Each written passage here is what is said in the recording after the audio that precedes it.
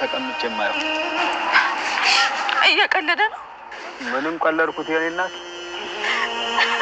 ማንንም ነው የማያስታውሰው። የልዋ በዚህ ሰዓት የሰበሰባቸው ነገሮች ናቸው ዘመዶች። ምን ሆነሻል? እኔ እኮ ነኝ ለዚህ ያበቃሁት። አንቺ ምን ማድረግ ትችይ ነበር? እኔ በጣም ጨካኝ ነኝ። ኤልያስ እኮ እንደዚህ ሆነው በእኔ ምክንያት ነው። ይኸውልሽ አንዬ፣ ፈጣሪ የፈቀደው ነው የሚያደርገው። አንቺ ምንም አላደረግሽም። እስቲ ተመልከተው። ኤልያስ እኮ እንደዚህ መሆን የሚገባው ልጅ አልነበረም። ፈጣሪ እኮ የሚወደውን ነው የሚፈትነው። እኛ ስለተጨነቅን ምንም የምንጨምረው ነገር የለንም። አይ አሊ፣ ጆሮን አላወቀውም ማለት ነው። ጆሮ በባህሪው የማይመለከተውን ነገር አያስብም። የኔን ነገርማ ታስታውሳለህ። ምን ያንተን ብቻ የአሊንም አስታውሳለሁ። አሊ ታስታውሳለህ? ስንተኛ ክፍል ነበረ ተጣልተን የቀረ ነው? አምስተኛ መሰለኝ። አይ አስታወስኩኝ። አራተኛ ክፍል ይመስለኛል። ያኔ በደንብ እንቀራረብ ነበር። በዛ ላይ ደግሞ ከስንት ዓመታት በፊት የሆነውን ነገር እያስታወስክ እንዴት ነው ከሰዓታት በፊት የሆነውን ነገር ማስታወስ ያቃተህ? አሀ አንተ ልጅ ምን ወጣቲ ደግሞ ይልቃውን ታጠቢና እንብላ። አይ ትንሽ ልቆይ። እሺ ድንብላል ደግሞ ዛሬ ምን ሆና ነው? እስቲ ቀስ በል ልጄ። ልጅቷን አንዴ ከነገርካት ይበቃል እኮ። አያቴ በጣም ስለራበኝ እኮ ነው። ይልቅ ሳልጠይቅህ መስፍን የት ነው ያለው? የት ነው ያለው ማለት? የት ነው ያለው ማለትማ የት ነው ያለው ማለት ነው እኮ። አይ እዚሁ ነው። ኦይ እሱ መቼ ጠፋኝ? እዚሁ የት? አዲስ አበባ ነው። ምን አዲስ አበባ አለ? አዎ አለ። ምን ነው አያቴ?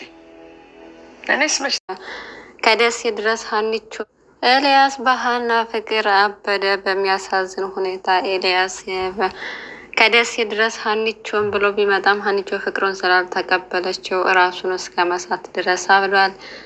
እናም እንዳበደ ጓደኛው ለጆሮ ስለነገረው ጆሮም ለሀኒቾ ደውሎ እንዳበደ ነገራት እና እሷን በጣም ማመን አልቻለችም። በእኔ ምክንያት በፍቅሬ አበደ ብላ በጣም ተጨንቃለች። ሀኒቾ እያለቀሰች ነው። ኤልያስም ራሱን ስቶ ልብሱንም ቀዳዶ መንገድ ላይ ፔስታል እየበላ ይገኛለኝ እና በዚህ ዘመን በፍቅር ያበደ ብቸኛው ግለሰብ ሆኗል ኤልያስ ማለት ነው። እነዛውም ስንት ወንዶች ኢትዮጵያ ውስጥ ስንት ወንዶች ሴት ልጅ እያስለቀሱ ሚዲያውን ባጨናነቁበት ኢትዮጵያ ምድር እንግዲህ ኤልያስ በሀኒቾ ፍቅር ምክንያት አብዷል ማለት ነው። ምን አይነት የተመታ ደራሲ ነው! እኔ በነገራችን ያልተ ማለት የኤልያስ ማበድ ላይ ምንም አስተማሪ ነገር የለውም። ምክንያቱም ምንድነው በፍቅር በዱ ነው ምንድነው የሚያስተላልፉት መልእክት። አንዳንዴ እኮ ድራማ ማለት እኮ ለሌላው የሚያስተምር ነገር ነው፣ ለሚያዩ ኦዲየንስ ትምህርት ነው። እና አንድ ሰው በህይወቱ የሆነ ሰው ወደደ የሱ መሆን ካልቻለ ራሱን አሳምኖ ህይወቱን መቀጠል አለበት እንጂ ካለ ከሌት መኖር አልችልም ብሎ ተስፋ መቁረጥ ራሱ በጣም የሆነ እንዴ ነው በአንድ ሰው ላይ ጥገኛ እንደመሆን። ያ ጥገኛ በሆነ ሰው አይደለም በሚወዳት ሴት ይቅርና በቤተሰብ ራሱ የሰው ልጅ በስሜት ጥገኛ መሆን የለበትም። ምክንያቱም የሆነ ጊዜ ላይ ከዛ ያን ሰው ባጣ ቁጥር ስበርበር ብሎ ነው የሚወድቀው። ለዛ እችን ልጅ ላይ ጥገኛ ሆኖ በቃ ፍቅሬን ካልተቀበለችኝ አብዳለሁ የሚባል ነገር የለም እና ይሄ የእሱን ደካማነት ነው የሚያሳየው።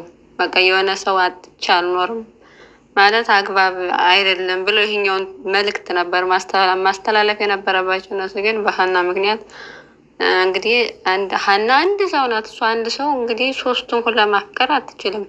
እሷም ተጠያቂ አይደለችም እና ሀኒቾ ደግሞ በጣም ራሷን ተጠያቂ እያደረገች ነው። በእኔ ምክንያት ነው ያበደው ብላ ማለት ነው። በእኔ ስለወደደ ነው ያበደው።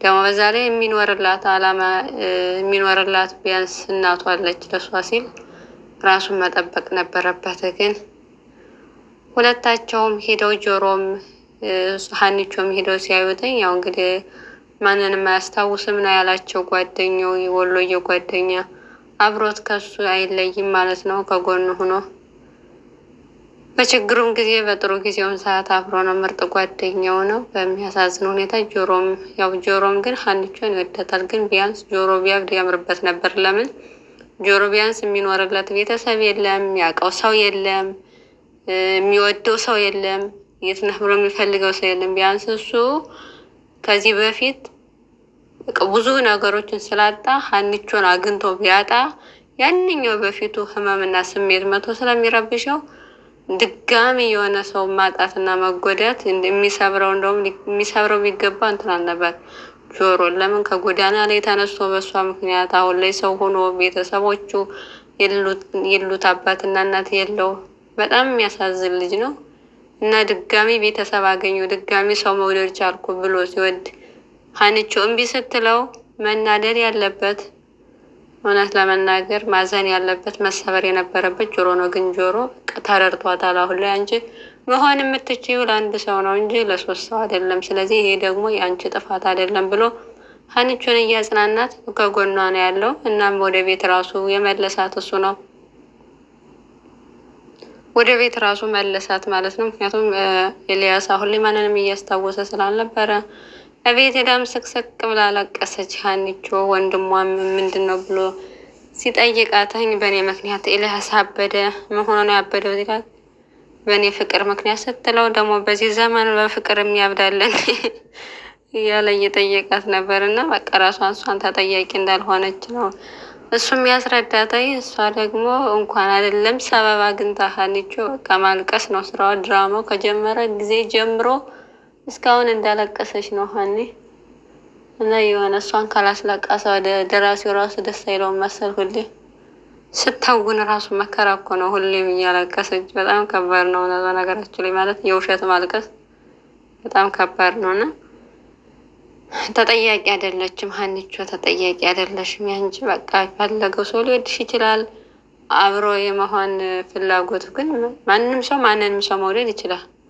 ደግሞ አብሮ እንዲኖር ደግሞ የዛኛውን ሰው ፈቃደኛ ያስፈልጋል። እምቢ ያለች ማለት መጥፎ ሰው ናት ማለት አይደለም። እሺ ያለች ማለት ጥሩ ሰው ናት አይደለም። የእሷ ፍላጎት ይወስነዋል ማለት ነው። እና ሀኒቾ ማልቀስሽን አቁመሽ ቆፍጠን ብለሽ ምርጫሽን ልብሽን ተከታይ እንላለን ተመልካቾች። በሌላ በኩል አቶ በቃሉ የወይዘሮ ሜላትን እግር በእግር መረጃ ይዘሽልኝ ነህ ባላት መሰረት ቤቲ መረጃ ዛለት መጣ ነበር ደውላና መረጃው እሱም ያገኘችው ወይዘሮ ሜላትና መስፍን ተለያይተዋል ነበር ያለችውና ይሄን ከኔ ህይወት ጋር ምን ያገናኘዋል ለምን ተናግሪኛለሽ ብሎ መጀመሪያ ላይ ገጭጎ አለባት። ከዛ ግን አቶ መስፍን ከቤት እንደወጣና አሁን ላይ ሆቴል እንዳለ ከሚስቱ ጋር በጣም እንደተጣሉ ስትነግረው ደስ አለው እና እሱ ሆቴል ካለ ከሚስቱ ጋር ከተጣሉ አንቺ ውበትሽን ተጠቅመሽ እሱን አጥምጂውና ከዛ በኋላ ከአንቺ ጋር እንደሆነ ስታውቅ ወይዘሮ ሜላት በጣም ትናደድበታለች። ከዛ እስከ መጨረሻው ይለያያሉ። አንቺ እሱን በእጅሽ ማስገባት ይቻለሽ ብሎ መከራተኝ። እሷም ምክሩን ተቀብላ ሆቴል ድረስ ሄደች። ነገር ግን ሆቴል ድረስ ሄዳ ብታናግረው እሱ ማንንም የማናገር ፍላጎት ስለሌለውና ዝም ብሎ ስለተቀመጠ ይህ ነገር እኛ ሌላ ችግር ውስጥ ያስገባናል። ስለዚህ እሱ ማውራት ካልፈለገና እኔ ማናገር ካልፈለገ ሌላ ችግር ውስጥ ያስገባናል ብላ ደውላ ነገረችውና እሱን ላለማግኘት ወሰነችና በዚህ በኩል ያው ልትፈትነው ነበር። ግን እሱ ምንም እንኳን በሜላት ቢናደድበትም በግትርነቷ ቢናደድባትም ግን ይወዳታል። የዛን ያክል ሌላ ሴት የሚይዝባት አይመስለኝም። አቶ መስፍን በጣም ጨዋ፣ ልጆቹን አክባሪ፣ ቤቱን አክባሪ፣ ሚስትሩን አክባሪ ወንድ ነው። ነገር ግን ወይዘሮ ሜላት ጭራሽ እስር ቤት ገብታ ከመጣች ወዲህ ጸባይዋ ሊታረም ይገባ ነበር። ምክንያቱም ባለፈው ግትር በማለቷ ሁሉም ሰው ሀኒ ልጇ እንደሆነች እየነገራት እና ወይዘሮ ሜላት ግን ድርቅ ብላ ሀኒ ልጅ አይደለችም ልጅ እርግብ ናት ብላ ይሄ ሁሉ ስህተት እዚህ ላይ እንዳደረሳት እያወቀችም አሁን ላይም ድርቅ ብላ ነው በአቋሟ ማንንም አሰማም። እናቷ ጋር ትጋጫለሽ፣ ከሰላም ጋር ትጋጫለሽ፣ ከመስፍን ጋር ትጋጫለሽ። ይህ ሁሉ በድርቅናዋ ማለት ነው። እና ደረቅ ስለሆነች እሱ ከቤት የወጣው እንጂ ጠልቷት አይደለም። ነገር ግን እሱም ቢሆን ምንም ለልጆቹ ሲል ማለት እንዲህ በቀላሉ በቃ የሆነ ቃል ስለተነጋገሩ ብቻ ከቤት መውጣት አለበት ብዬ አላምንም። ወይዘሮ አስቴርም ሜላት ከእስር መፈታቷን ሰምታ ከቤት እንደመጣች እና በዛውም ወደ ቤት አልተመለሰችውም። በዛም ምክንያት እሷ ቤት እያለች ነው አቶ መስፍን ከቤት የወጣው። እሱም እስካሁን ስላልሰማች መስፍን የት ሄዶ ነው እያለች ሜላትን እያፋጠጠቻት ነበር። ሜላትን በድንጋጤ ክፍለ ሀገር ለስራ ሄዶ ነው የተወሰነ ጊዜ ቆይቶ ይመጣል ብላ ነገረቻት። እሷ ግን አላመነቻትም።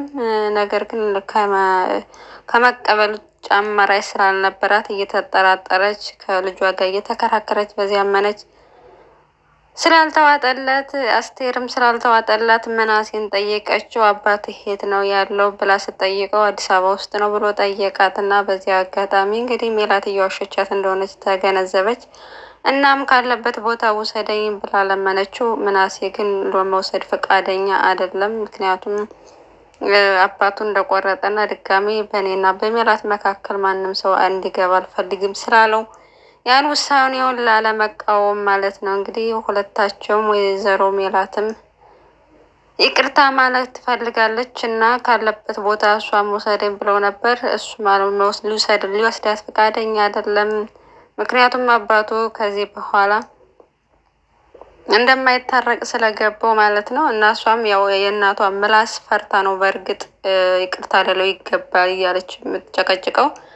እናቴ አንዴ ፊቷን ወደ እኔ ካዞረችብኝ ካልተጣላችሁ የአንቺ ችግር ነው የአንቺ ጥፋት ነው ትላኛለች ብላ የእናቷን ቁጣ ስለፈራሽ ነው ይቅርታ ማለት እየፈለገችው። እሱ ግን ፈቃደኛ አይደለም። አንዴ ቆርጦ ወጥቷል ከቤት። በሌላ በኩል አቶ ኤልያስ ከእብደቱ ትንሽ መለስ ብሎ ነበር። ያው ብቻውን ሆኖ ነው እንግዲህ የተቀዳደደ ልብስ ለብሶ ፌስታሎቹን ሰብስቦ ቁጭ ያለው እና ለየት ብሎ ለብቻ ሲቀመጥ በቃ ተሽሎታል ማለት ነው ብለው ሁለታቸውም ሄደው እጁን ይዘው እንግዲህ ወደ ምግብ ቤት ወሰዱት እና ምግብ ቤት ሲሄድ በቅርብ ያለውን ነገር አያስታውስም፣ የበፊቶችን ግን ያስታውሳል ማለት ነው። ከሀና ጋር ያለውን ነገር ምናምን አያስታውስም እያንዳንዷ ነገር እና በተደጋጋሚ ደህና ነው ሆይ እያሉ ሲጠይቁት እኔ ምን ሆኛለሁ እያለ እየመለሰ እየነገራቸው ነው። እኔም የሆንኩት ነገር አለ እንዲህ ደህና እኮ ነኝ እያለ ማለት ነው። እና ኤልያስ በትንሹም ቢሆን ከህመሙ አገግሟል። ደውል እያነሳ ስላልሆነ በዚህ ምክንያት በጣም ተጨንቀዋል ማለት ነው። ወደ አዲስ አበባ የመጣው ሀኒም ብሎ እንደመሆኑ መጠን እናቱን እዛ ረስቷታል ማለት ነው። ለሀኒ ብቻ ብሎ ስንት መከራ ያሳደገችው እንደ ሀዋን እናቱን ራሱ እስከ ማበድ የደረሰው ኤልያስ ግን እንደው በሰላም ነው። እና ኖላዊ ድራማ እንደዚህ እያለ እንቀጥላለን። ቀጣዩን ክፍል አላለቀም፣ ይዘንላችሁ እንመጣለን። ውድ ቤተሰቦቻችን እስከ መጨረሻ ስለምታዳምጡን እጅግ በጣም እናመሰግናለን። ሰብስክራይብ፣ ላይክ፣ ሼር በማድረግ ቤተሰብ ሁኑ። ሰናይ ጊዜ ተመኘንላችሁ።